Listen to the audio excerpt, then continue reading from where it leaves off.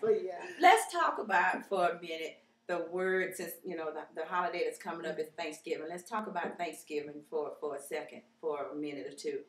I know I am accustomed to paying attention to what I'm thankful for. The first part of the word, the thanks and Thanksgiving, and part of what we do when we get together, my family. We go around at the table before and talk about one thing that we're thankful for. Yes. And that's real cool. I like that, so I want to put that out there. Yeah, we do the same thing. Do that. We do the same thing. This time, I got an email from a friend I know, and her information talked about concentrating on the word giving. Oh, okay. That's what I said. That's kind of a new twist on it, because we talk about what we're thankful for, but what are we giving? Yeah. What are we giving either to ourselves, to each other, to our family, to our spouses, to our businesses, to our communities, to our churches, to our world? Yes. What are we giving? So what are you giving? What do you think you're giving this Thanksgiving? This Thanksgiving. And you be thinking. Or you go first and you be thinking. Just go ahead. Yeah, I got you. Just whatever the giving part of it is. It's just being true to who I am and being true to the family, as far as being there for them. Like when they say they need help, I'm giving myself to them, and also to my friends. Absolutely. So that's what I'm giving. Absolutely. And I think giving of a person's self is where it all starts. Because if you're, I don't want to say not willing, but if you're not willing, able, or intentional about giving of yourself, then I think we shortchange the rest of the process, if that makes any kind of sense. So what you give? Well, me giving is all year round. I think sometimes people and if that's, I'm not saying there's anything wrong with Thanksgiving, but I look at every day when I get up, being thankful and seeing what I can give and asking what can I give of myself every day. Every day when I get up, part of my prayer actually is to show me how to give. And bring those to me that need my help to me, and that we basically find each other, and that can help me. Yeah, and can help me, but also help them, because it is an exchange. Because a friend of mine said, that their father told them, about giving. He said, so if my hand is like this, right? Can you get anything out of my hand when it's like this? Right.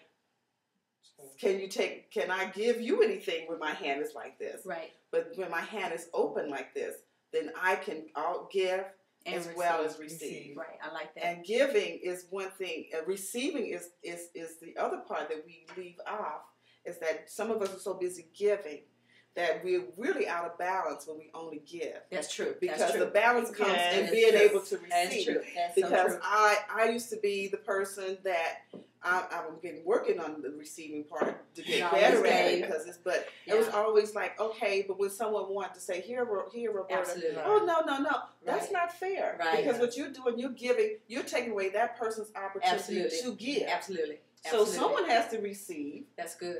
So giving, it goes back and forth. You can't give without someone receiving. Like taking a compliment. It took me a little while before I could accept the compliment, because I'm thinking I'm just being me. I'm just doing what I do. But you give it easily. Absolutely.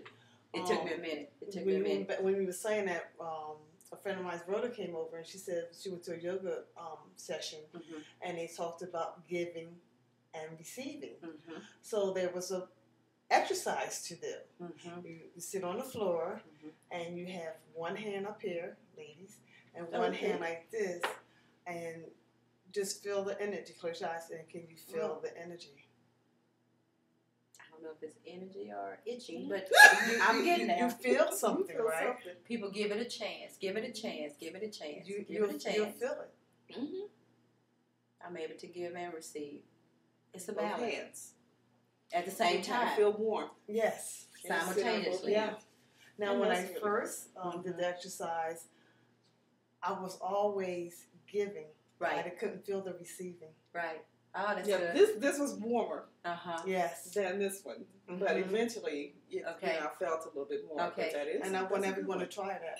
And you know, and I was just going to say that's a good thing that we can put out there to you. It is that simple tidbit that you can do every day. It doesn't just have to be Thanksgiving, you know, or as you go into Christmas or what have you. But that whole conversation, that whole conscious and intentional conversation about the art of giving and receiving, just like the art of communication. It is an art form. It is an art form. I like that, ladies. I like that. I like that a lot. What about you, Miss CJ? Well, like you two ladies, just kind of always been in the mode of giving, thinking that was a good thing, because it is a good thing. You know, not to minimize that in any kind of capacity, but I was always giving something of self.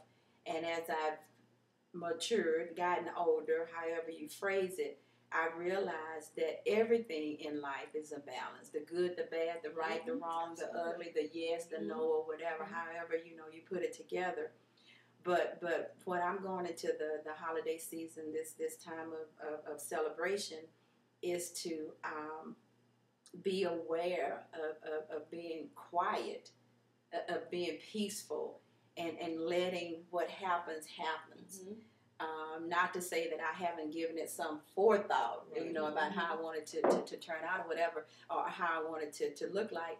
But what I've realized, and it's just released me a lot, is not to spend a whole lot of time being locked into the outcome of whatever the situation is. That's that faith part, that we just put it, you know, out there, you know, with sincere conversation and just be peaceful with it. So what I'm giving this holiday season is that awareness to my friends and family, that I kind of came to that realization about remembering, you know, the reason for the season, taking it even to that level, because sometimes we forget while we celebrate Thanksgiving or Christmas or any of the holidays or what have you. But to have that in the forefront has just been very peaceful to me and very relaxing, because I think, you know, we can all volunteer and be a part of organizations and doing all the good stuff, but that whole part of the art of giving and receiving, like I say, I'm getting more and more in tune with that, and more comfortable and relaxed with it as time goes on. Because I need stuff too, you know what I'm saying? Yes. We empty out our vessels, and then, you know, what do we fill it up with? So, you know, just like, you know, you ladies, I you know, need the same thing. So the holidays, you know, can look like something different for each of us if we choose to make it look like. So I'm looking forward to it. Looking forward to the whole holiday season. So let's do this. We've talked about, and y'all help me out, because we're getting ready to kind of wrap it up. Yes. We've talked about the definition of stress. Did we kind of talk about what that can look like in people? You know what I'm saying? If you're under stress, what I know some physical changes, some emotional, irritability, anger, and some people illness. Yes. Talks about, you know, some people become really just ill. Right. You know, or if you already have some issues going on, they become exacerbated. They do. Or, you know, this also comes in family disruptions. Absolutely. Or problems, and sad to say, sometimes even domestic violence can become into all that, because everyone's, you know, stressed about this and trying to please, you know, other people. Okay. And then some physical things can happen too. Some people, like for me, when I get stressed, I get a hurting sensation, or my neck is very stiff. Right. And there's a lot of tension there, to where I'm like, okay, I need to do some certain exercise or certain breathing exercise to help to relieve that stress feeling. Okay, so stress can be mental. It can be physical. Yes. It could be emotional. Correct. It could be, of course, spiritual. Okay, it could be that. Absolutely. And to be in tune with that, it gives you a better avenue how to combat it. Right. But if you don't recognize it as an issue, then you don't do anything about it. Right. So to be self-aware, absolutely self-aware. Okay. And most people need to be aware of their bodies. That's true too. We don't listen. That's Our true body too. talks to us every day. Every day. But a lot of people tend not to listen. Absolutely. until it's too late. Too late. And we'll get into in other deeper conversations Oh, why yes. we don't listen. Right. Right. Absolutely, because that's a whole That's a conversation. whole conversation. Okay. But I think just awareness Yes. that during this time and knowing beforehand that, think back over the past years, Mhm. the past season, or even just the last year, what caused you the most frustration or the most stress, Mhm. and being conscious of when you see that come into play now, to take a moment, Mhm. step back, Mhm. as Vern says, Mhm.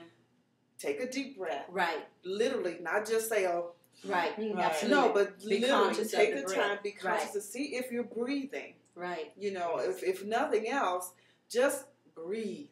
Because when you breathe, if you're not That's true. breathing, you have tension. Yes. Your That's muscles, everything's tight. Which means you can have stomach problems. Mhm. You talked about having the tension in your neck. Headache. Headaches. Any of that. Or if you have some other things, you can't do the things you're used to doing. You don't sleep. To look Right. at those type Right. little things, and everyone knows their own situation, to just be conscious of what causes you to not breathe. The triggers. The Whatever triggers. those triggers are. And Yeah, I step hear back that for a lot. minute. Talk If you about need to that. talk to somebody, call someone, talk to them, Right. or just take a minute and just stop back and reevaluate why you're getting in I that call situation. that the old stop, drop, and contemplate. That's right. Yeah, just like Don't when you're roll. on fire. Just like don't roll. Just like Contemplate. when you're on Absolutely.